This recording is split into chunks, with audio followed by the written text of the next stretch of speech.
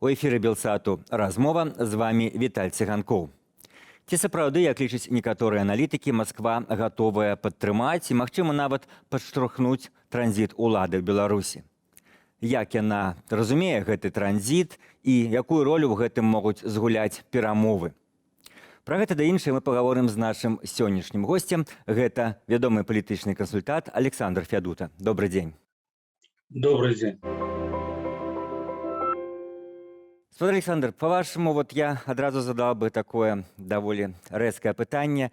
Ці ёсць, на вашу думку, хоць нейкая такая верагоднасць, што пры нейкай умове Александр Лукашенко, якога вы, в прынцыпе, добра ведаеце, можа пайсці на перамовы са сваімі апанентамі?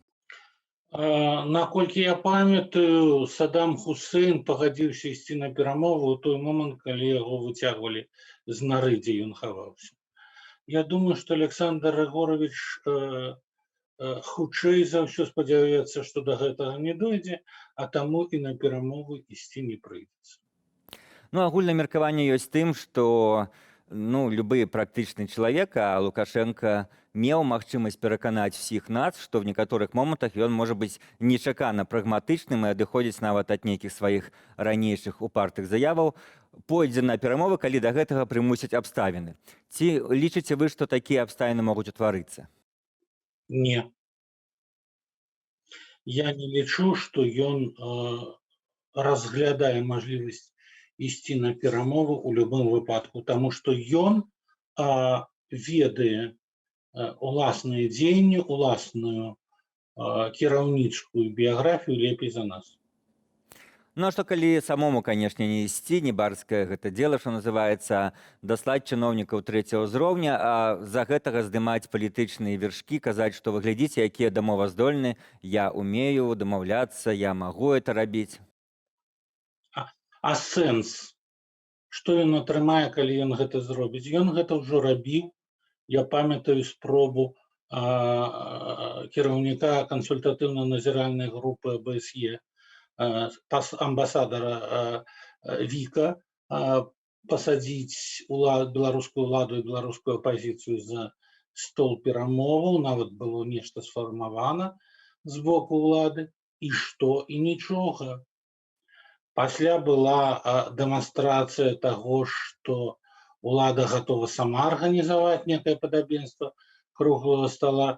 Гэта было ў часы, калі першым намеснікам кіраўніка адміністрацыі быў Владзімір Русакевіч, і таксама нічога не адбылося. І не таму, што гэтага не хацела апазіцыя, а таму, што гэтага не хацела ўлада. Чакаць, што сёння Александр Лукашенко гэта ўжо іншы чалавек, гэта пераконваць саміх сябе ў тым, што уначы можа быць светла не толькі падчас белых ночаў у Петербургу альбо палярнага дня на поўначы. Я думаю, што Лукашенко не пойдзе на гэта. Як кажуць, для чаго вы правильна задалі пытанне, я магу адказаць завочна, што круглыя сталы перамовы патрэбны, калі адзін бакоў можа адчуць, што лепш саступіць трошкі, а не страціць все. То бок сітуацыя, калі альбо страціш все, альбо пойдзеш на перамову. Вы лічыце, што такая сітуацыя нават тэарэтычна немагчымая? Я лічу, што ў любым выпадку той момант, калі ён пойдзе на перамовы, ён усё роўна страчвае ўсё. Таму што для яго ўсё гэта не жыццё, для яго ўсё зараз гэта ўлада.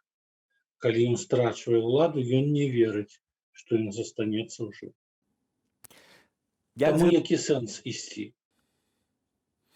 Як з гэтага пункту гледжання вы ацэніце той інфармацыйны, скажем, выбух, зліў, можа, я перабольшваю, але тым не менш, та інфармацыю, якую выдаў рэдактар «Эхо Москвы» Венедыктаў менавіта в гэтым рэчышчы пра перамовы, калі заявіў, што ўжо нібыта ёсць дамоўленасці, яны могуць пачацца нават у траўні. Ці гэта такая, такого кшталту інфармацыя, якая выплёскаецца спецыяльна, каб паўплываць на падзеі?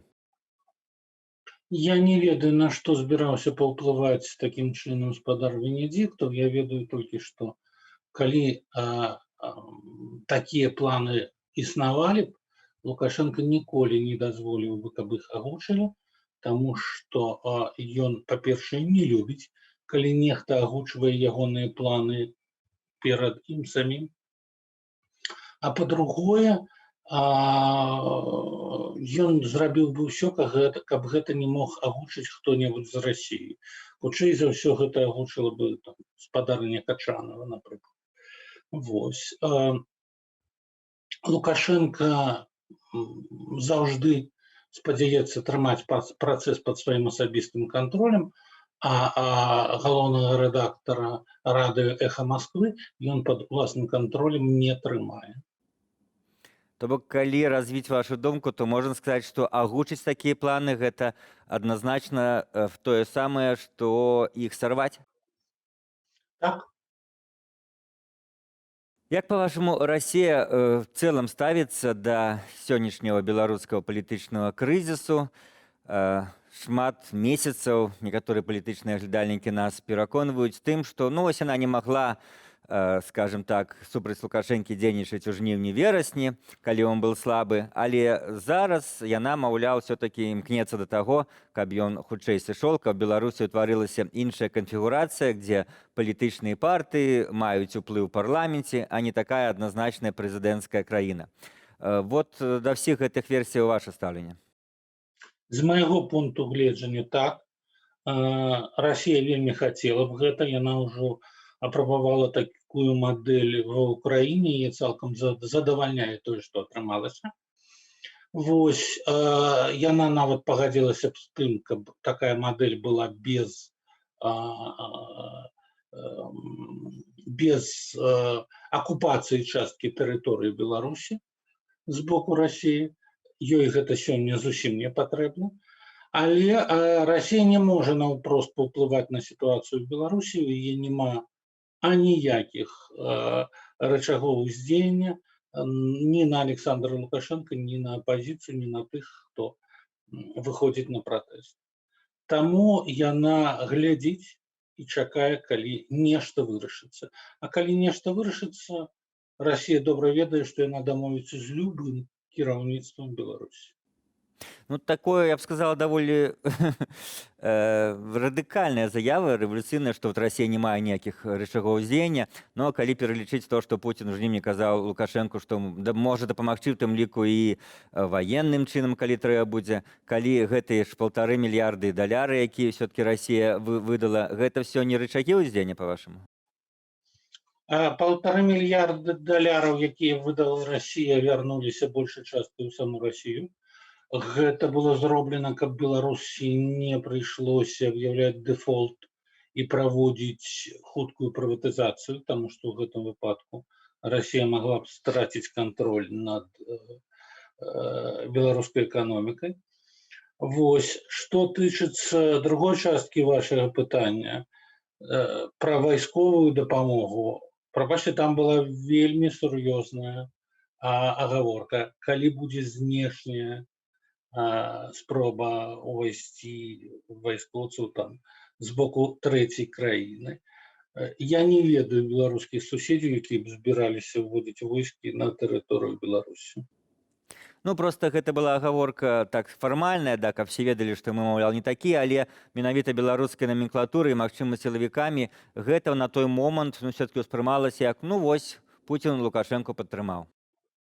Нават у гэтым выпадку беларускай номенклатуры і сілавікамі так гэта не ўспрымалася.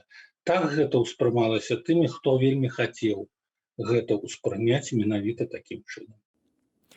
Мне цікава, вы некалькі хвілінаў назад сказалі пра Украіну, што вот Расіі некаторыя варыянты паспрабавала на Украіне і, маўляў, ім спадабалася. Я ведаю, што вы працавалі пэўны час в Украіне. То бок вот в украінскай палітычнай структуры ёсць сілы, якія, все салідныя людзі разумеюць, што яны прарасійскія, але яны знешне так не выглядаюць. Вобразна кажучы, ходзяць вышыванках і гавораць часам нават па-украінску, але ўнутры з'яўляюцца прарасійскімі. Вот вы пра гэта мелі на ўвазе, так?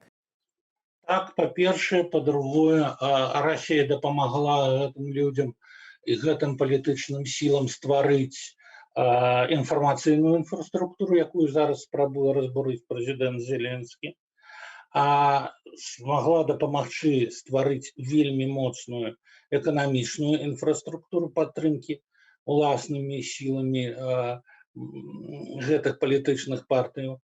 І галоўнае, яна стварыла сітуацыю канкурэнцыі паміж прарасійскімі палітычнымі сіламі. Ей вельмі важна, Крамлю вельмі важна, вельмі патрэбна, каб не адбылася тая сітуацыя, якая адбылася у Беларусі, калі толькі адна палітычная сіла мела манаполію на размовы з Крамлём.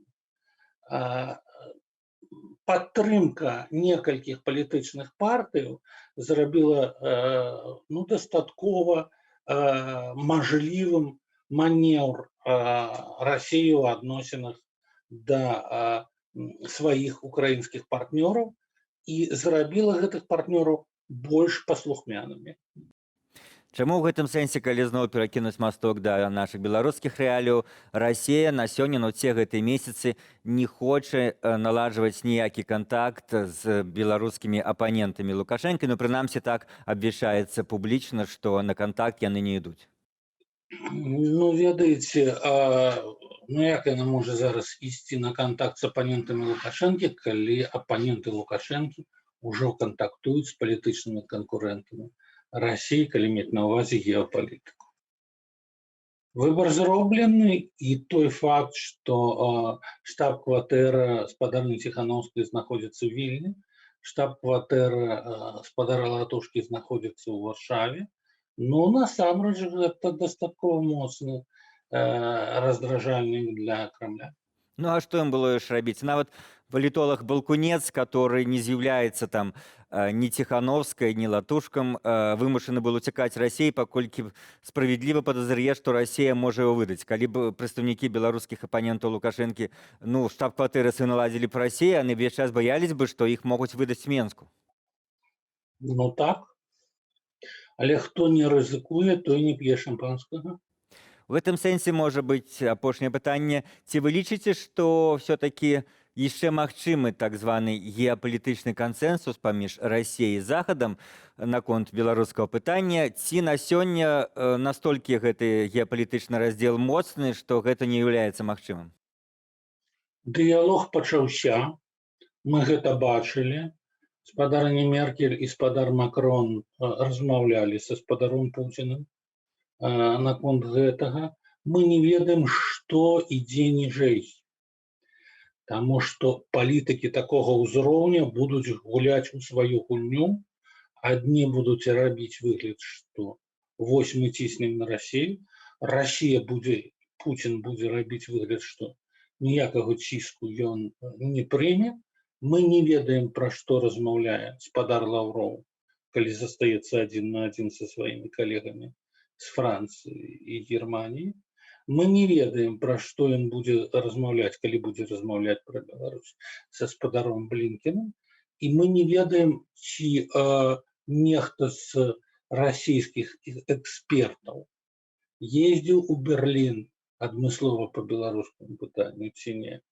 Ці нехта з нямецкіх экспертаў ездзіў адмыслова ў Маскву дзеля беларускага пытання ці не. У той момант, калі кантакты на гэтым узроўні пачнуцца, будзе ўсё роўна, што кажа Пуцін і што кажа Меркель, бо пытанне будзе набліжацца да вырашэння. Дзякуй, Александр. Гостем сённяшняй размовы был Александр Федута, палітычны кансультант. З вами был Віталь Циганков. Заставайтеся з Белсатом.